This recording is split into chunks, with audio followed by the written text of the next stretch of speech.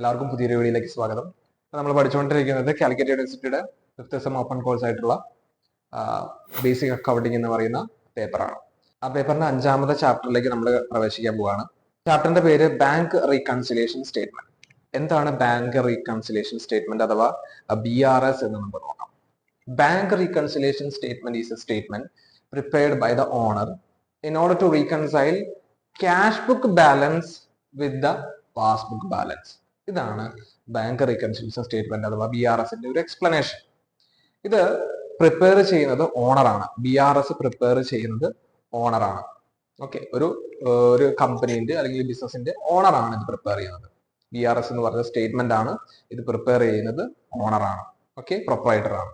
ഇനി എന്തിനു വേണ്ടിയിട്ടാണ് ഇത് പ്രിപ്പയർ ചെയ്യുന്നത്? In order to reconcile cash book balance with passbook balance. അപ്പൊ ഒരു ഓണറിന്റെ കയ്യിൽ ഉണ്ടായിരിക്കുക ക്യാഷ് ബുക്ക് ആയിരിക്കും. ക്യാഷ് ബുക്കിനെ കുറിച്ച് ഓൾറെഡി പഠിച്ചതാണ്. എന്താണ് ക്യാഷ് ബുക്ക് എന്നുള്ളതൊക്കെ അല്ലെ? ക്യാഷ് ബുക്കിന്റെ വിവിധ തരത്തിലുള്ള ടൈപ്സ് നമ്മൾ പഠിച്ചതാണ്. സിമ്പിൾ കോളവും ഡബിൾ കോളവും ട്രിപ്പിൾ കോളവും ഒക്കെ. അപ്പൊ ഈ ബാങ്കിന്റെ കോളം വരുന്ന ക്യാഷ് ബുക്ക് ഉണ്ടല്ലോ അല്ലെ, ഡബിൾ കോളം നമുക്ക് വിളിക്കാം. നമ്മൾ ട്രിപ്പിൾ കോളം പഠിച്ചത് അല്ലെ, ഡിസ്കൗണ്ട് കോളം വരുമ്പോൾ നമ്മൾ ട്രിപ്പിൾ കോളത്തിലാണ് ഈ ബാങ്ക് കോളം എന്നുള്ള അല്ലെങ്കിൽ ബാങ്ക് എഴുതുന്ന ക്യാഷ് ബുക്ക് എന്ന് പറയുന്നത് ട്രിപ്പിൾ കോളത്തിലാണ്. ഇനി ഡിസ്കൗണ്ട് കോളം വരുന്നില്ലെങ്കിൽ ക്യാഷും ബാങ്കും എഴുതിയിട്ട് നമുക്ക് അതിനെ ഡബിൾ കോളം ക്യാഷ് ബുക്ക് എന്ന് വിളിക്കാം. ഓക്കെ, അപ്പോ ഇവിടെ എന്താണ് ഡബിൾ കോളം ക്യാഷ് ബുക്കിൽ ക്യാഷും ബാങ്കും വരുന്നുണ്ട് എന്നുള്ളത് മനസ്സിലാക്കുക. ബാങ്ക് കോളം വരുന്ന ക്യാഷ് ബുക്കാണ് നമ്മളിവിടെ സൂചിപ്പിക്കുന്നത്. എന്തിനു വേണ്ടിയിട്ടാണ്? ബാങ്ക് ബാലൻസ് അറിയാൻ വേണ്ടിയിട്ടാണ്. ബാങ്കിൽ എത്രയാണ് പൈസ എന്ന് നമുക്ക് അറിയണം. നിലവിലത്തെ പൈസ എത്രയാണെന്നുള്ളത് നമുക്കറിയണം. അതിന് വേണ്ടിയിട്ടാണ് നമ്മൾ ഈ ക്യാഷ് ബുക്ക് പ്രിപ്പയർ ചെയ്യണം. ഇനി അതല്ലെങ്കിൽ നമ്മൾ എന്ത് പ്രിപ്പയർ ചെയ്യും? ബാങ്കിന്റെ ലെഡ്ജർ പ്രിപ്പയർ ചെയ്താലും ബാങ്കിന്റെ ബാലൻസ് നമുക്ക് കാണാം. ഇപ്പൊ രണ്ട് രീതിയിലുണ്ട്. ഒന്നെങ്കിൽ ക്യാഷ് ബുക്ക് പ്രിപ്പയർ ചെയ്യാം. ബാങ്ക് കോളം വരുന്ന ക്യാഷ് ബുക്ക് പ്രിപ്പയർ ചെയ്ത് കഴിഞ്ഞാൽ ബാങ്കിന്റെ ബാലൻസ് എത്രയാണ് നമുക്ക് അറിയാൻ പറ്റും. ബാങ്കിന്റെ ബാലൻസ് നമുക്ക് അറിയാൻ വേണ്ടിയിട്ടുള്ള ബാലൻസ് നമ്മൾ പ്രിപ്പയർ ചെയ്യുന്നത് എങ്ങനെയാണ്? ഈ പറയുന്ന ക്യാഷ് ബുക്കിലോ അതല്ലെങ്കിൽ ലെഡ്ജറിൽ ബാങ്ക് ലെഡ്ജറിലൂടെയാണ് നമുക്ക് അറിയാൻ സാധിക്കുക. ഇത് നമ്മുടെ സൈഡ്, ഒരു ഓണറിന്റെ സൈഡാണ് ഞാനിപ്പോ പറഞ്ഞത്. ഇനി അടുത്തൊരു സൈഡുണ്ട്, ബാങ്കിന്റെ സൈഡുണ്ട്. ബാങ്കിന് പറയാനുള്ള കാര്യങ്ങൾ എവിടെ നിന്നാണ് നമുക്ക് കിട്ടുക? ഒരു ബാങ്ക് സ്റ്റേറ്റ്മെന്റ്, ബാങ്ക് തരുന്ന സ്റ്റേറ്റ്മെന്റ് ഉണ്ട്. അതിനാണ് ബാങ്ക് സ്റ്റേറ്റ്മെന്റ് എന്ന് പറയുന്നത്.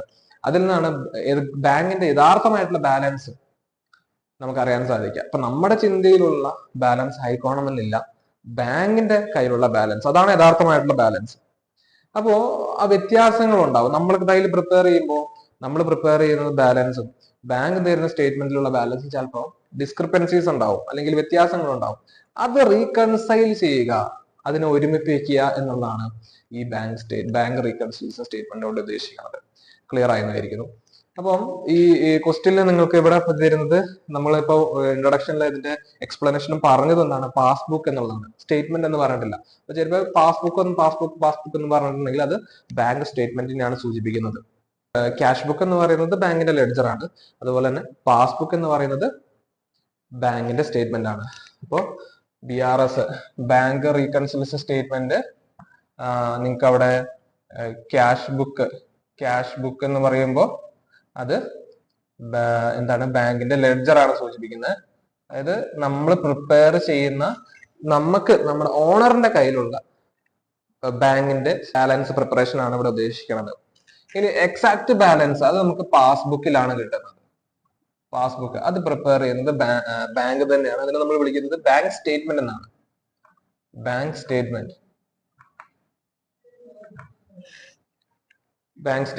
അപ്പോ ഇത് പ്രിപ്പയർ ചെയ്തത് ഓണറാണ്, ഇത് തരുന്നത് ബാങ്ക് തന്നെയാണ്. അപ്പൊ ക്യാഷ് ബുക്കിന് പാസ്ബുക്ക് ബാലൻസുമായിട്ട് റീകൺസൈൽ ചെയ്യുക എന്നുള്ളതാണ് ഈ പറയുന്ന ബാങ്ക് റീകൺസിലിയേഷൻ സ്റ്റേറ്റ്മെന്റ് കൊണ്ട് ഉദ്ദേശിക്കുന്നത്. ഓരോ മാസം ബാങ്കിന്റെ സ്റ്റേറ്റ്മെന്റ് നമുക്ക് തരുമ്പോൾ നമ്മൾ നോക്കുമ്പോൾ വ്യത്യാസങ്ങൾ ഉണ്ടാവും. അപ്പൊ നമ്മുടെ കയ്യിലുള്ള ബാലൻസ് അല്ലല്ലോ ഈ ബാങ്ക് തന്നിരിക്കുന്ന സ്റ്റേറ്റ്മെന്റ് നമ്മൾ തോന്നിപ്പോവും. അപ്പൊ അതിന് കുറെ കാരണങ്ങൾ ഉണ്ടാവും. ആ കാരണങ്ങളാണ് ഇനി പറയാൻ പോകുന്നത്. ഇത് നിങ്ങൾക്ക് ആ PDF ഡൗൺലോഡ് ചെയ്തെടുക്കാവുന്നതാണ് കേട്ടോ. നിങ്ങൾക്ക് സൈറ്റിൽ നിന്ന് ഡൗൺലോഡ് ചെയ്തേക്കാം, അല്ലെങ്കിൽ ഞാൻ ഈ ഡിസ്ക്രിപ്ഷനിൽ ഇതിന്റെ ലിങ്ക് ഞാൻ അറ്റാച്ച് ചെയ്തിട്ട് ഇടാം. നമ്മൾ ക്വസ്റ്റ്യൻ ഒക്കെ ചെയ്യുമ്പോൾ നിങ്ങൾ എന്ത് ചെയ്യുക? ക്വസ്റ്റ്യൻ നോക്കേണ്ടത് ഈ പറയുന്ന PDF എടുത്ത് വെച്ചിട്ടാണ് നോക്കേണ്ടത്. ഞാൻ ക്വസ്റ്റ്യൻ ജസ്റ്റ് വായിക്കുകയുള്ളൂ, എവിടെ ഡിസ്പ്ലേ ചെയ്യുന്നില്ല, കാരണം വലിയൊരു ക്വസ്റ്റ്യൻ ആണല്ലോ. ഓക്കെ, അപ്പൊ ഈ തിയറി ഒക്കെ ഒന്ന് വായിച്ചു നോക്കാം. ബാങ്ക് റീകൺസിലിയേഷൻ സ്റ്റേറ്റ്മെന്റിനെ കുറിച്ച് തിയറി ഒക്കെ പറഞ്ഞിട്ടുണ്ട്. ഓക്കെ, ഇവിടെ നിങ്ങൾക്ക് മനസ്സിലാവാൻ വേണ്ടിയിട്ട് ഒരു സ്റ്റാർട്ടിങ് ഒരു ഇൻട്രൊഡക്ഷൻ അവർ കൊടുത്തിട്ടുണ്ട്. അതായത് നമ്മൾ ക്യാഷ് ബുക്ക് നമ്മൾ പ്രിപ്പയർ ചെയ്യുമ്പോൾ ഒരു ക്യാഷ് റീകൺസിലിയേഷൻ സ്റ്റേറ്റ്മെന്റ് എന്നുള്ള രീതിയിൽ നമ്മളിത് അതിനൊരു സ്റ്റേറ്റ്മെന്റ് ആണ് പ്രിപ്പയർ ചെയ്യുന്നൊന്നുമില്ല. അതായത് നമ്മൾ ക്യാഷ് ബുക്ക് പ്രിപ്പയർ ചെയ്യണം, സിംപ്ലി ഒരു ക്യാഷ് ബുക്ക്, ക്യാഷ് ബാലൻസ് അറിയാൻ വേണ്ടിയിട്ട് നമ്മൾ ക്യാഷ് ബുക്ക് പ്രിപ്പയർ ചെയ്യുന്നുണ്ട്. അപ്പൊ നമ്മൾ ക്യാഷ് ബുക്ക് പ്രിപ്പയർ ചെയ്ത് കഴിഞ്ഞിട്ട് നമ്മൾ എന്ത് ചെയ്യും, നമ്മുടെ കയ്യിൽ എക്സാക്ട് നമുക്ക് കിട്ടിയിരിക്കുന്ന ബാലൻസ് എന്ന് പറയുമ്പോൾ ആ ബാലൻസ് നമ്മുടെ കയ്യിൽ ഉണ്ടായിരിക്കണം. അപ്പൊ നമ്മൾ ചെക്ക് ചെയ്യുമ്പോൾ ചിലപ്പോൾ വ്യത്യാസങ്ങൾ ഉണ്ടാവും അല്ലെ. നമ്മൾ ഡ്രോ തുറന്ന് നമ്മൾ ക്യാഷ് ബാക്ക് എത്രയാന്നുള്ളത് നമ്മൾ നോക്കുമ്പോൾ ക്ലോസിംഗ് ബാലൻസ് എത്രയാന്നുള്ളത് നമ്മൾ എണ്ണി നോക്കും അല്ലെ, ക്യാഷ് എണ്ണി നോക്കുമ്പോൾ നമ്മുടെ റെക്കോർഡിങ്സിൽ അത്ര എമൗണ്ട് ആണോ, അത് രണ്ടും സെയിം ആവുന്നുണ്ടോ, ടാലി ആവുന്നുണ്ടോ നോക്കും. ടാലി ആവുന്നില്ലെങ്കിൽ ഇപ്പൊ ചില പ്രശ്നങ്ങളുണ്ട്. ഒന്നെങ്കിൽ നമ്മൾ എന്തെങ്കിലും എൻട്രി ചെയ്യാൻ വിട്ടുപോയിട്ടുണ്ടാവും, അതായത് ക്യാഷ് ട്രാൻസാക്ഷൻസ് എഴുതാൻ വിട്ടുപോയിട്ടുണ്ടെങ്കിൽ ടാലി ആവത്തില്ല, വ്യത്യാസങ്ങളുണ്ടാവും. അതുപോലെ തന്നെ ചിലപ്പോൾ എന്തെങ്കിലും സ്റ്റോളനോ ഒക്കെ ആയി പോയിട്ടുണ്ട്, നമ്മൾ ക്യാഷ് ആരെങ്കിലും എടുത്തുകൊണ്ട് പോവോ അങ്ങനെ എന്തെങ്കിലും ചെയ്തിട്ടുണ്ടെങ്കിൽ ഇത് രണ്ടും റീകൺസിൽ ആവത്തില്ല. അപ്പം അതാണ് ഇവിടെ സൂചിപ്പിക്കുന്നത്. ഓക്കെ, സിമ്പിൾ ആയിട്ട് നമ്മളൊരു ക്യാഷ് ബുക്ക് പ്രിപ്പയർ ചെയ്ത് ക്യാഷ് ബാലൻസ് നോക്കി കഴിഞ്ഞ് നമ്മൾ ഡ്രോ തുറന്ന് നമ്മൾ പൈസ എടുത്ത് നോക്കി കഴിയുമ്പോൾ ഈ രണ്ട് എമൗണ്ട് മാച്ച് ആവണമെങ്കിൽ നമ്മൾ ചെയ്യുന്നത് ശരിയാണെന്നുള്ളതാണ്. അതേപോലെ തന്നെയാണ് ഈ പറയുന്ന ബാങ്ക് റീകൺസിൽ സ്റ്റേറ്റ്മെന്റ്. ബാങ്കിന്റെ ബാലൻസ് എത്രയാണെന്ന് നമ്മൾ നോക്കും. അപ്പൊ ബാങ്കുകാർ സ്റ്റേറ്റ്മെന്റ് തരുമ്പോൾ ഇത് തമ്മിൽ വ്യത്യാസം ഉണ്ടെങ്കിൽ അതിന് പ്രിപ്പയർ ചെയ്യുന്നതാണ് ബാങ്ക് റീകൺസിൽ സ്റ്റേറ്റ്മെന്റ്. ഇനി ഇവ യോജിക്കാതിരിക്കാനുള്ള കുറെ കാരണങ്ങൾ പറയുന്നുണ്ട്. Disagreement, causes of disagreement between bank statement and cash book. അപ്പോ അത് ഏതൊക്കെയാണ്? ആ കാരണങ്ങളാണ് നിങ്ങൾ പഠിക്കേണ്ടത്, ഇമ്പോർട്ടന്റ് ആണ്. That our banker might have allowed interest. ഒന്നാമത്തെ കാരണം പറയുന്നത് ബാങ്കിൽ നിന്നും എന്തെങ്കിലും ഇൻട്രസ്റ്റ് കിട്ടിയിട്ടുണ്ടെങ്കിൽ അത് ക്യാഷ് ബുക്കിൽ എൻറ്റർ ചെയ്തിട്ടുണ്ടാവില്ല.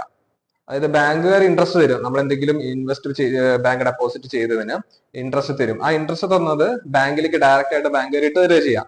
അപ്പൊ നമ്മൾ അത് എഴുതിയിട്ടുണ്ടാവില്ല. അപ്പൊ നമ്മൾ എന്ത് ചെയ്യണം, ക്യാഷ് ബുക്കിൽ അത് ആഡ് ചെയ്യേണ്ടി വരും. അപ്പൊ അങ്ങനെ ആഡ് ലെസ് എന്നൊക്കെ പറയുന്ന ഒരു സിസ്റ്റമാണ്. അത് +2 കൂടുതൽ ഒരു ഇമ്പോർട്ടൻസ് ഈ ബാങ്ക് റീകൺസിൽ സ്റ്റേറ്റ്മെന്റ്.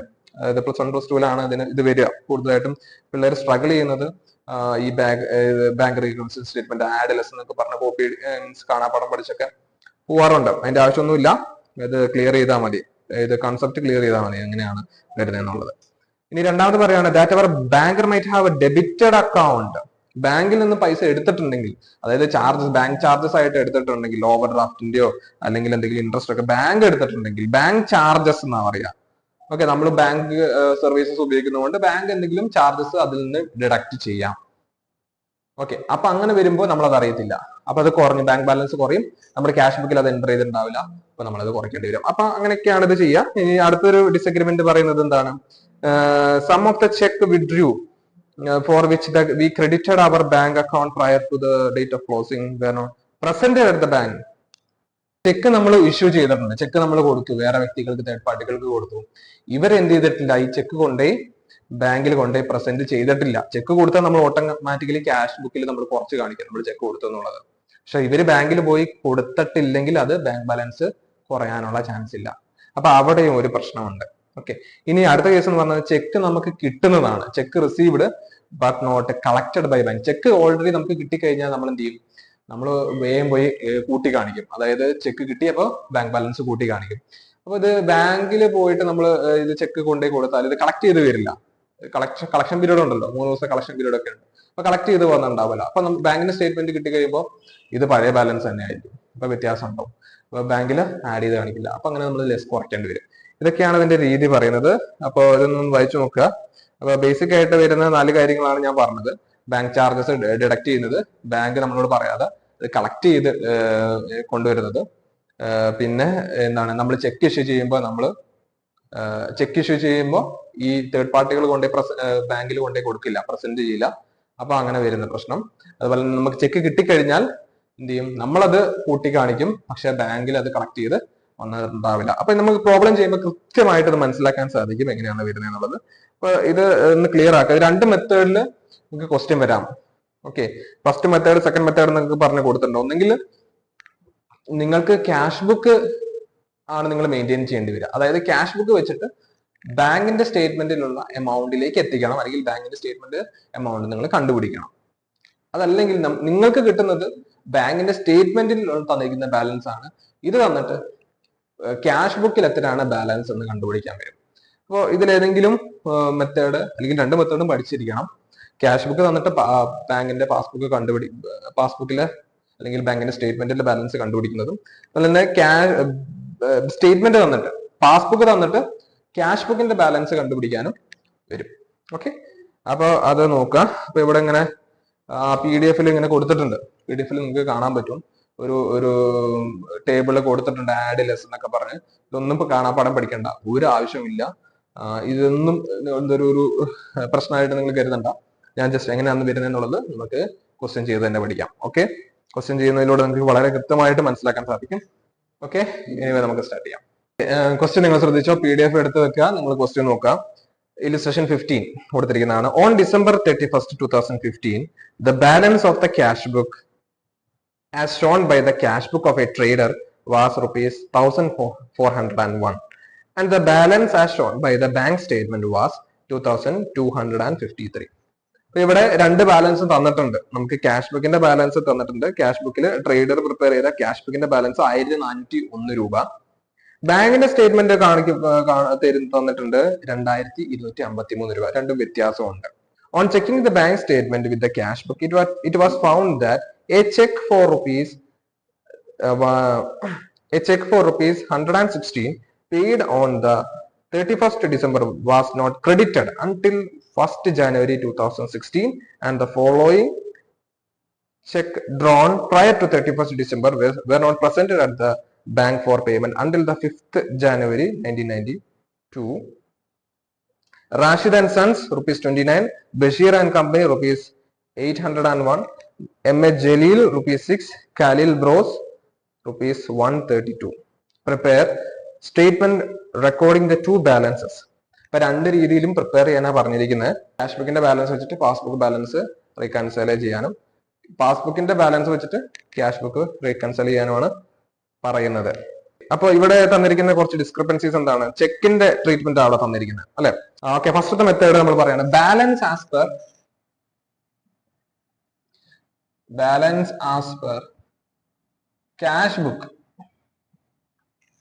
ഓക്കെ, മുകളില് നിങ്ങൾ എഴുതണം bank reconciliation statement, bank reconciliation statement on 31st December 2015.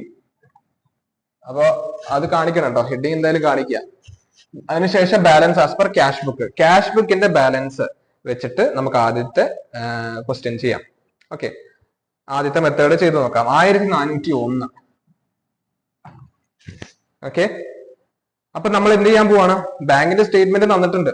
ഇത്രയാണ് ബാങ്കിന്റെ സ്റ്റേറ്റ്മെന്റ്. യഥാർത്ഥമായിട്ടുള്ള ബാലൻസ് 2753 രൂപയാണ്. അപ്പൊ ആ ബാലൻസിലേക്ക് നമ്മൾ എത്തിക്കണം. Okay, checking the bank statement with the cash book, it was found that a cheque for rupees 116 paid in 31st December was not credited until 1st January 2016.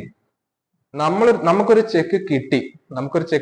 Check കിട്ടിയാൽ നമ്മൾ എന്ത് ചെയ്യും? ഓട്ടോമാറ്റിക്കലി നമ്മൾ ബാങ്കിന്റെ ബാലൻസ് കൂട്ടി കാണിക്കും. എന്ത് ചെയ്തിട്ടില്ല? ബാങ്ക് അത് ക്രെഡിറ്റ് ചെയ്തിട്ടില്ല എന്നുള്ളതാണ് പറയുന്നത്. അതായത് ബാങ്കിൽ അത് കളക്ട് ചെയ്ത് വന്നിട്ടില്ല എന്നുള്ളത് 116 രൂപ. അപ്പൊ എന്താ പറയാ? അപ്പൊ ഇവിടെ ശ്രദ്ധിക്കുക, കയ്യില് ക്യാഷ് ബുക്ക്, പാസ്ബുക്ക്. ഓക്കെ, അപ്പൊ ഈ പാസ്ബുക്കിൽ ചെക്ക് കിട്ടിക്കഴിഞ്ഞ സമയത്ത് 116 രൂപ എന്ന് പറഞ്ഞ് നമ്മൾ ആഡ് ചെയ്ത് കഴിഞ്ഞു. 116 രൂപ എന്ന് പറഞ്ഞ് ആഡ് ചെയ്ത് കഴിഞ്ഞു. ഈ പാസ്ബുക്കിൽ അത് റിഫ്ലക്ട് ചെയ്തിട്ടില്ല. ഓക്കെ, 116 രൂപ നമുക്ക് ചെക്ക് കിട്ടിയതാണ്. ചെക്ക് കിട്ടിക്കഴിഞ്ഞാൽ നമ്മൾ ക്യാഷ് ബുക്കിൽ അത് ആഡ് ചെയ്ത് കാണിച്ചു. പാസ്ബുക്കില്, അതായത് ബാങ്കിന്റെ സ്റ്റേറ്റ്മെന്റിൽ, പാസ്ബുക്ക് കൊണ്ട് ഉദ്ദേശിക്കുന്നത് എന്താണ്? ബാങ്കിന്റെ സ്റ്റേറ്റ്മെന്റ് ആണ്. ഈ ബാങ്കിന്റെ സ്റ്റേറ്റ്മെന്റിൽ ഇത് റിഫ്ലക്ട് ചെയ്ത് വന്നിട്ടില്ല, അതായത് ക്രെഡിറ്റ് ആയിട്ടില്ല എന്നുള്ളത് പറയും. അപ്പൊ നമ്മൾ എന്ത് ചെയ്യണം? ഈ ഐറ്റം ഇതിനോട് യോജിപ്പിക്കണമെങ്കിൽ കുറയ്ക്കണം, ലെസ്, അല്ലെ? ഇവിടെ അത് വന്നിട്ടില്ല, ഇവിടെ നമ്മൾ ആഡ് ചെയ്തു. സ്റ്റേറ്റ്മെന്റിലേക്ക് നോക്കുമ്പോൾ അത് വന്നിട്ടില്ലെങ്കിൽ ഇതെന്ത് ചെയ്യണം? കുറയ്ക്കണം. അപ്പൊ ആദ്യത്തെ ഐറ്റം നമുക്ക് കുറയ്ക്കേണ്ട ഐറ്റം ആണ് ലെസ് എന്ന് പറയുന്നത്. Cheque paid in but not collected. Cheque paid in, പ്രത്യേകം ശ്രദ്ധിക്കാം, പെയ്ഡ് ഇൻ നമുക്ക് കിട്ടിയതാണ്. Cheque received but not collected. എത്രയാണ് എമൗണ്ട്? 116. അപ്പൊ എത്ര വരും? 1285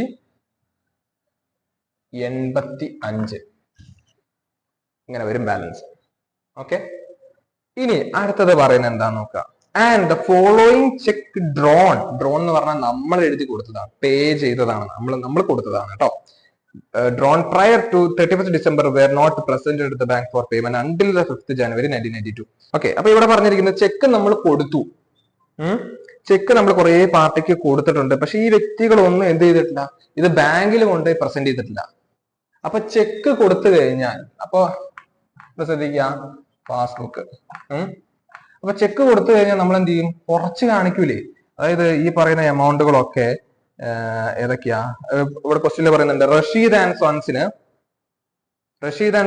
29 രൂപ ചെക്ക് കൊടുത്തു, ബഷീർ ആൻഡ് കമ്പനിക്ക് 801 രൂപയുടെ ചെക്ക് കൊടുത്തു, ജലീലിന് 6 രൂപയുടെ ചെക്ക് കൊടുത്തു, ഖാലിദ് ബ്രോസിന് 132 രൂപയുടെ ചെക്ക് കൊടുത്തു. അപ്പൊ ഇതൊക്കെ നമ്മൾ കൊടുത്തതാ. അപ്പൊ ഇവിടെയൊക്കെ നമ്മൾ എന്ത് ചെയ്യും, കുറച്ച് കാണിക്കും. ഈ പറഞ്ഞ 4 എമൗണ്ടും നമ്മൾ കുറച്ച് കാണിക്കും, ലെസ് ചെയ്ത് കാണിക്കും. ഓക്കെ, അത് ഇവിടെ വന്നിട്ടില്ല, അവിടെ അത് റിഫ്ലക്ട് ചെയ്തിട്ടില്ല. കാരണം ഇവരാരും എന്ത് ചെയ്തിട്ടില്ല, ഈ ചെക്ക് കൊണ്ടുപോയി ബാങ്കിൽ കൊണ്ടുപോയി കാണിച്ചിട്ടില്ല. ബാങ്കിൽ കൊണ്ടുപോയി കാണിച്ചാലല്ല ബാങ്കിന്റെ ബാലൻസ് കുറയാ. അപ്പൊ നമ്മളിവിടെ ചെക്ക് കൊടുത്തു, നമ്മൾ ക്യാഷ് ബുക്കിൽ എന്ത് ചെയ്തു, കുറച്ച് കാണിച്ചു, പക്ഷെ ബാങ്കിൽ അത് കുറഞ്ഞിട്ടില്ല. അപ്പൊ നമ്മൾ എന്ത് ചെയ്യണം, തിരിച്ച് ആഡ് ബാക്ക് ചെയ്യണം.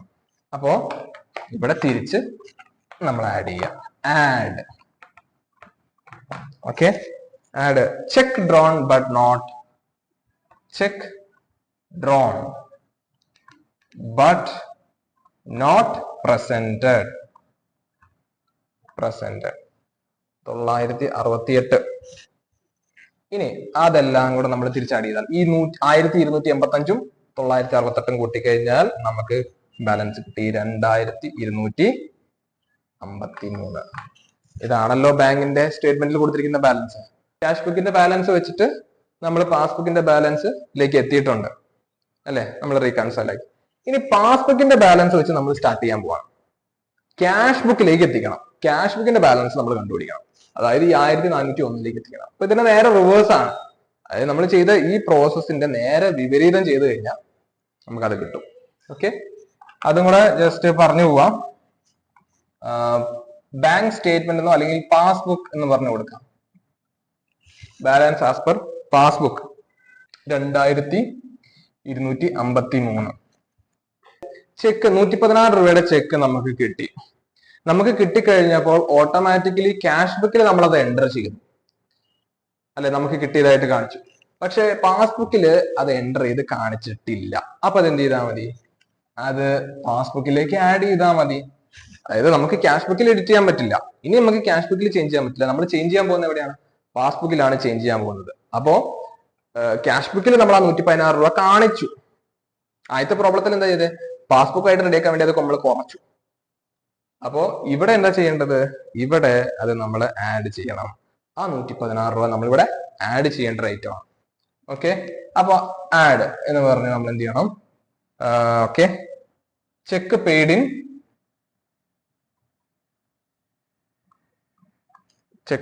ഇൻ ബട്ട് നോട്ട് കളക്റ്റഡ് നമ്മൾ ആഡ് ചെയ്യുന്നു 2369. ഇനി ലെസ്, ഇനി ബാക്കിയുള്ളത് ലെസ് ചെയ്താൽ മതി. എന്താ പറയുന്നത്, നമ്മൾ ചെക്ക് ഇഷ്യൂ ചെയ്തു, കുറച്ച് പാർട്ടികൾക്ക് ചെക്ക് ഇഷ്യൂ ചെയ്തു. ചെക്ക് ഇഷ്യൂ ചെയ്തപ്പോ ക്യാഷ് ബുക്കിൽ കുറച്ചു. ക്യാഷ് ബുക്കിൽ ആ ട്രേഡർ അല്ലെങ്കിൽ പ്രൊപ്പറേറ്റർ കുറച്ചു. അപ്പൊ പാസ്ബുക്കിൽ അല്ലെങ്കിൽ സ്റ്റേറ്റ്മെന്റിൽ എന്ത് ചെയ്താൽ മതി, കുറച്ചാ മതി. കുറച്ച് കഴിഞ്ഞാൽ റെഡിയാവും അല്ലെ. അപ്പൊ cheque less cheque drawn but not presented 968 അങ്ങനെയല്ലേ എമൗണ്ട് വന്നേ. ഓക്കെ, അത് ലെസ് ചെയ്ത് കഴിഞ്ഞാൽ എത്ര കിട്ടും, 1401. ഇതാണല്ലോ ക്യാഷ് ബുക്കിന്റെ balance. Balance as per cash book ഇങ്ങനെ എഴുതണം കേട്ടോ. ലാസ്റ്റ് നിങ്ങൾ ആൻസർ കിട്ടിക്കഴിഞ്ഞാൽ balance as per cash book എന്ന് റെക്കോർഡ് ചെയ്യാം. ഇനി നമുക്ക് ഒരു പ്രോബ്ലം കൂടെ ചെയ്യാം. ഈ PDF തന്നെ ഉള്ള ഒരു പ്രോബ്ലം കൂടി ഇത് തന്നെയാണ്. ഓക്കെ, നിങ്ങൾക്ക് ഇതിനെ കുറിച്ച് ഇനി എന്തെങ്കിലും ഡൗട്ട്സ് ഉണ്ടെങ്കിൽ നമുക്ക് വീണ്ടും നിങ്ങൾ കമന്റ് ചെയ്താൽ മതി. വീഡിയോയ്ക്ക് കമന്റ് ചെയ്ത് കഴിഞ്ഞാൽ നമുക്ക് വീണ്ടും ഇത് എന്ത് ചെയ്യാം, കൂടുതൽ പ്രോബ്ലംസ് വർക്ക്ഔട്ട് ചെയ്യാം. ഓക്കെ, ഇലിസ്ട്രേഷൻ 16 നിങ്ങളൊന്ന് ശ്രദ്ധിക്കുക. On 31st March 2015 the bank statement showed the credit balance of 10,500. ഇപ്പൊ ബാങ്കിന്റെ സ്റ്റേറ്റ്മെന്റിൽ തന്നിരിക്കുന്ന ബാലൻസ് നമുക്ക് 10,500 തന്നിട്ടുണ്ട്. Balance as per bank statement. Okay, ഇവിടെ ക്വസ്റ്റ്യനിൽ പറഞ്ഞിട്ടുണ്ട് find out balance as per cash book. Cash ബുക്കിന്റെ ബാലൻസ് ഇവിടെ തന്നിട്ടില്ല. കഴിഞ്ഞ ക്വസ്റ്റ്യനിൽ 2 ബാലൻസ് തന്നിട്ടുണ്ട്. 2 രീതിയിലും ചെയ്യാനാ പറഞ്ഞിരിക്കുന്നത്. സ്റ്റേറ്റ്മെന്റിന്റെ ബാലൻസ് തന്നിട്ടുണ്ട്, ക്യാഷ് ബുക്കിന്റെ ബാലൻസ് കണ്ടുപിടിക്കാനാ പറഞ്ഞത്, ഇത് തന്നിട്ടില്ല. ഓക്കെ, കണ്ടുപിടിക്കണം, നമ്മൾ ഫൈൻഡ് ഔട്ട് ചെയ്യണം. ഓക്കെ, അപ്പോൾ balance as per bank statement എത്രയാണ്? 10,500. 10,500. ഇനി ഓരോന്ന് നോക്കി പോവാം. Cheque amounting to ₹2,007. അപ്പൊ നമ്മൾ ശ്രദ്ധിക്കുക, ക്യാഷ് ബുക്ക് അല്ല നമ്മുടെ കയ്യിലിരിക്കുന്നത്, പാസ്ബുക്ക് ആണ് നമ്മുടെ കയ്യിലിരിക്കുന്നത്. ഓക്കെ, അപ്പൊ വളരെ സിമ്പിൾ ആണ്, ഇത് ചെയ്യാൻ വളരെ സിമ്പിൾ ആണ്. Okay, cheque amounting to ₹2,750 were deposited to the bank, but only check of ₹750 had not been cleared. അപ്പൊ ചെക്ക് കിട്ടിക്കഴിഞ്ഞാൽ ഇത് ക്യാഷ് ബുക്ക്, ഇത് ബാങ്കിന്റെ സ്റ്റേറ്റ്മെന്റ്. ഓക്കെ, അപ്പൊ ചെക്ക് കിട്ടിക്കഴിഞ്ഞാൽ ക്യാഷ് ബുക്കില് 2,750 എന്ന് പറഞ്ഞ് എഴുതിയിട്ടുണ്ടാവും. ഓക്കെ, ചെക്ക് കിട്ടിയതാണ്, ചെക്ക് ഓണർക്ക് കിട്ടിയ ചെക്കാണ്. പക്ഷെ അതിൽ 750 രൂപ ക്ലിയർ ആയി വന്നിട്ടില്ല. ഈ 750 രൂപ എന്ത് ചെയ്തിട്ടില്ല? 2,750 രൂപയില് 750 രൂപ ബാങ്കിൽ കയറിയിട്ടില്ല. 2,000 മാത്രമേ കയറിയിട്ടുള്ളൂ എന്നാണ് അതിന് ഉദ്ദേശിക്കുന്നത്. അപ്പൊ എന്ത് ചെയ്താൽ മതി? ഈ 750 രൂപ ഇങ്ങോട്ട് ആഡ് ചെയ്താൽ മതി. അല്ലെ, 2,000 ബാങ്കിലേക്ക് കയറി, 750 രൂപ ബാങ്കിലേക്ക് കയറിയിട്ടില്ല. അപ്പൊ നമ്മൾ എന്ത് ചെയ്യണം? ആഡ് ചെയ്യാം. Add check deposited but not collected 750. 11,250 രൂപ. 11,250 രൂപ. ഓക്കെ, ഇനി അടുത്ത എന്താ പറയുന്നത്? Cheque amounting to ₹3,500 were issued. ഇനി 3,500 രൂപയുടെ ചെക്ക് നമ്മൾ ഇഷ്യൂ ചെയ്തിട്ടുണ്ട്. But cheque for ₹1,200 had not been presented for payment. 3,500 രൂപയില് 1,200 രൂപയുടെ ചെക്ക് എന്ത് ചെയ്തിട്ടില്ല? ബാങ്കിൽ കൊണ്ടുപോയി പ്രസന്റ് ചെയ്തിട്ടില്ല. ബാങ്കിൽ കൊണ്ടുപോയി പ്രസന്റ് ചെയ്തിട്ടുണ്ടെങ്കിൽ ബാങ്ക് ബാലൻസ് കുറയില്ല. ഓക്കെ, അപ്പൊ ഇവിടെ ക്യാഷ് ബുക്ക്, പാസ്ബുക്ക് അല്ലെങ്കിൽ ബാങ്കിന്റെ സ്റ്റേറ്റ്മെന്റ്. ഇപ്പൊ ഇവിടെ ക്യാഷ് ബുക്കിൽ കൊടുത്തിട്ടുണ്ടെങ്കിൽ എത്ര കുറഞ്ഞു? 3,500 എന്ന് പറഞ്ഞ് കുറഞ്ഞു. ഓക്കെ, 1,200 രൂപയുടെ ചെക്ക് ഏതോ പാർട്ടി ബാങ്കിൽ കൊണ്ടുപോയി പ്രസന്റ് ചെയ്തിട്ടില്ല. അപ്പൊ ആ 1,200 രൂപ ഇവിടെ കുറഞ്ഞിട്ടില്ല. അല്ലെ, ഇവിടെ എത്ര കുറഞ്ഞിട്ടുള്ളൂ? 3,500-ന് 1,200 കുറച്ച എമൗണ്ട് ഈ പാസ്ബുക്കിൽ കുറഞ്ഞിട്ടുള്ളൂ. ഒരു 1,200 രൂപ ഇതിൽ അടങ്ങിയിട്ടുള്ളതാണ്. 3,500 രൂപയില് 1,200 രൂപ ഈ പാസ്ബുക്കിൽ കുറഞ്ഞിട്ടില്ല. കാരണം എന്താണ്? ബാങ്കിൽ കൊണ്ട് പ്രസന്റ് ചെയ്തിട്ടില്ല. അപ്പൊ ഇതെന്ത് ചെയ്താൽ മതി? നമുക്ക് കുറച്ചാൽ മതി, അതും കൂടി കുറച്ചാൽ മതി. അപ്പൊ less cheque issued but not presented. Cheque issued but not presented 1,200. അത് നമ്മൾ കുറയ്ക്കുക. 10,050 രൂപ. Bank had given the debit of ₹35 for sundry charges. Okay, 35 രൂപ ബാങ്ക് എന്ത് ചെയ്തിട്ടുണ്ട്? ചാർജസ് ആയിട്ട്, ബാങ്കിന്റെ ചാർജസ് ആയിട്ട്, സൺട്രി ചാർജസ് ആയിട്ട് എടുത്തിട്ടുണ്ട്. അപ്പോ ഇവിടെ നമ്മുടെ ക്യാഷ് ബുക്ക്, പാസ്ബുക്ക്. ഓക്കെ, അപ്പോ പാസ്ബുക്കില് 35 രൂപ കുറച്ചിട്ടുണ്ട്. ഓക്കെ, അതായത് സൺട്രി ചാർജസ് ആയിട്ട് ബാങ്ക് പിടിച്ചു. ഈ സംഗതി നമ്മൾ അറിഞ്ഞിട്ടില്ല. നമ്മൾ അറിഞ്ഞാൽ ഈ ക്യാഷ് ബുക്കിൽ നമ്മൾ ഇത് കുറയ്ക്കുള്ളൂ. ഇവിടെ കൂടിക്കിടക്കാണ്, ഇവിടെ കുറഞ്ഞു കിടക്കാണ്. അപ്പൊ ഇതിനെ ഇങ്ങോട്ടാക്കാൻ വേണ്ടിയിട്ട് എന്ത് ചെയ്യുക? ഈ കുറച്ച 35 വീണ്ടും എന്ത് ചെയ്താൽ മതി? തിരിച്ച് ആഡ് ബാക്ക് ചെയ്താൽ മതി. ഓക്കെ, അപ്പൊ നമ്മൾ ഇവിടെ ആഡ് ചെയ്യേണ്ട ഒരു ഐറ്റം, അടുത്തൊരു ഐറ്റം കൂടെ കിട്ടിയിരിക്കുകയാണ്. Add bank charges debited by bank. എത്രയാണ്? 35. 10,085. So bank had received directly from the customers ₹800 and a dividend of ₹130 up to 31st March. Okay, ഇനി കസ്റ്റമേഴ്സിന്റെ അടുത്ത് നിന്ന് ഡയറക്റ്റ് ആയിട്ട് ബാങ്ക് ഡെപ്പോസിറ്റുകൾ സ്വീകരിച്ചിട്ടുണ്ട്. Directly from the customers. Okay, അതായത് ബാങ്കിൽ പോയിട്ട് ഡയറക്റ്റ് ആയിട്ട് പൈസ ഇട്ട് കൊടുത്തിട്ടുണ്ട് കസ്റ്റമേഴ്സ്. അതുപോലെ തന്നെ ഡിവിഡൻഡ് കിട്ടി. ഈ ഡിവിഡൻഡ് കിട്ടുന്നൊക്കെ ഡയറക്റ്റ് ബാങ്ക് അക്കൗണ്ടിലേക്ക് വരിക. അപ്പൊ ഈ രണ്ട് സംഗതി നമ്മൾ അറിഞ്ഞിട്ടില്ല. Bank directly വാങ്ങിയെടുത്തതാണ്. ഓക്കെ, അതായത് ഓണറിന്റെ അടുത്തൂടെ, അതായത് ക്യാഷ് ബുക്കിൽ അത് റിഫ്ലക്ട് ആയിട്ടില്ല. ഓക്കെ, അപ്പൊ ക്യാഷ് ബുക്കിൽ അത് എന്ത് ചെയ്തിട്ടില്ല, റിഫ്ലക്ട് ആയിട്ടില്ല. ഇവിടെ എന്ത് ചെയ്തു, ഇവിടെയാണ് പറയുന്നത്. അപ്പൊ പാസ്ബുക്കില് അത് ആഡ് ചെയ്ത് അല്ലെ കൂടി കിടക്കുകയാണ്. എന്തൊക്കെ എമൗണ്ടാ കൂടി കിടക്കുന്നത്? 800 പ്ലസ് 130 ഇത് കൂടിക്കിടക്കുകയാണ്. ഇപ്പൊ ഈ ക്യാഷ് ബുക്കിൽ അത് വന്നിട്ടില്ല. അപ്പൊ ക്യാഷ് ബുക്കുമായിട്ട് യോജിപ്പിക്കണമെങ്കിൽ എന്ത് ചെയ്യണം, ഈ കൂട്ടിയ സാധനം, കൂട്ടിയ എമൗണ്ട് കുറയ്ക്കണം. അപ്പൊ നിങ്ങൾ വീണ്ടും കാണിക്കുക ലെസ്. ഞാനിവിടെ എഴുതാൻ ഇല്ല, അപ്പൊ അതുകൊണ്ട് മുകളിലത് വായിക്കുകയാണ് കേട്ടോ.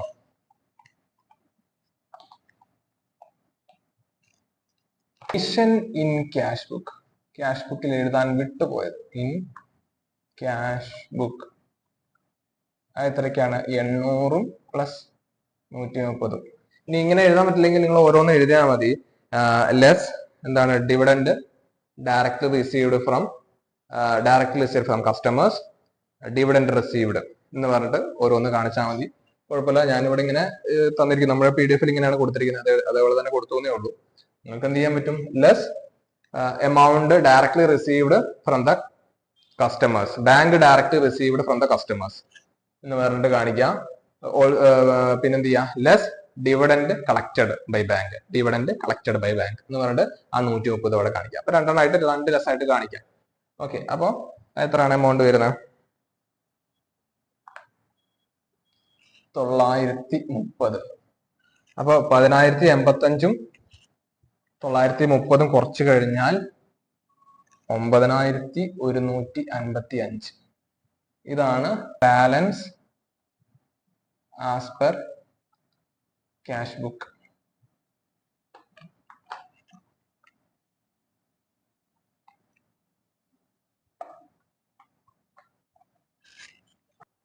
അപ്പൊ അത്രേ ഉള്ളൂ. എന്തെങ്കിലും ഡൗട്ട് ഉണ്ടെങ്കിൽ നിങ്ങൾ കമന്റ് ചെയ്യാം. കൂടുതൽ ക്വസ്റ്റ്യൻസ് ആയിട്ട് നമുക്ക് വേണമെങ്കിൽ എക്സ്ട്രാ വീഡിയോസ് ചെയ്യാവുന്നതാണ്. Okay, thank you for watching the video. By.